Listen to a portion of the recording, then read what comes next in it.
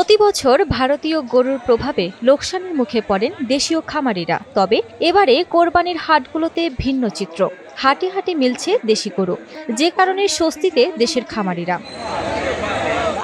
হাটে দেশি গরু ওঠায় ক্রেতারাও খুশি। মেঘনা ও তেঁতুলিয়া নদী ঘেঁষা জেলা ভোলা, যে কারণে এই অঞ্চলের পশুর জন্য পাওয়া যায় ভালো মানের ঘাস।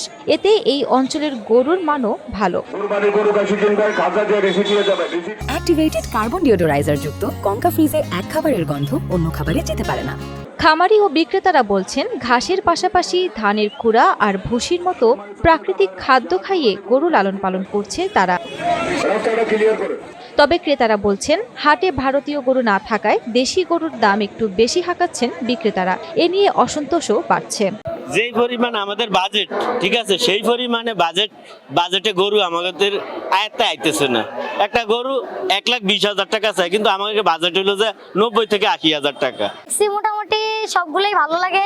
কাকার সাথে আসছিলাম, কাকা কিছু দাম মূলাইছে, তো সবগুলো দেখে আনন্দ লাগলো। আর কোরবানির হাট গরু তো দেখছি দাম আছে বুঝে লাগানোর ভিতরে, কিন্তু এখনো গরুও ছাড়তেছে না, ব্যারিরও ছাড়ে না, ফাটিরও কিনতেছে না, কোনো গরু কিনে বেচা কম। আলহামদুলিল্লাহ দেশি গরু উঠছে অনেক পর্যাপ্ত পরিমাণে, কিন্তু তুলনামূলক দাম অনেক বেশি চাইতেছে, এজন্য এখনো দেখতেছি এখনো কেনা হয় নাই।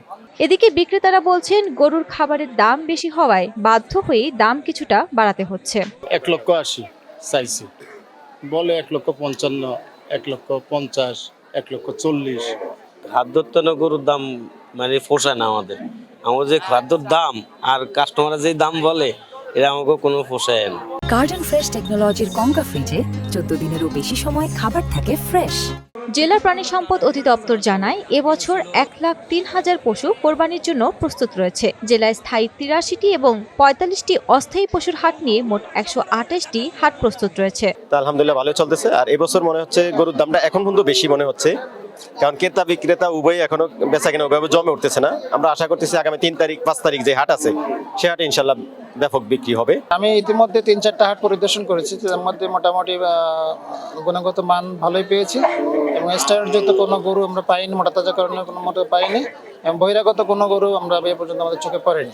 এদিকে জেলার বিভিন্ন হাট ঘুরে দেখা গেছে, আইন শৃঙ্খলা রক্ষাকারী বাহিনীর সদস্য কিংবা জাল নোট শনাক্ত করার মতো তেমন নিরাপত্তা নেই হাটগুলোতে। প্রাণী সম্পদ দপ্তরের কোনো মনিটরিং এর ব্যবস্থাও নজরে আসেনি।